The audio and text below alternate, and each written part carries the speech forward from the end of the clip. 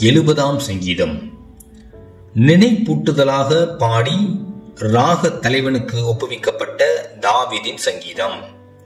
தேவனே, என்னை விடுவியும். கர்த்தாவே, எனக்கு சகாயம் செய்ய தீவிரியும். என் பிராணனை வாங்க தேடுகிறவர்கள் வெட்கி நாணுவார்களாக. எனக்கு தீங்கு வரும்படி விரும்புகிறவர்கள் பின்னிட்டு திரும்பி லட்சையடைவார்களாக. ஆ ஆ ஆ ஆ என்பவர்கள் தாங்கள் அடையும் வெட்கத்தினால் பின்னிட்டு போவார்களாக.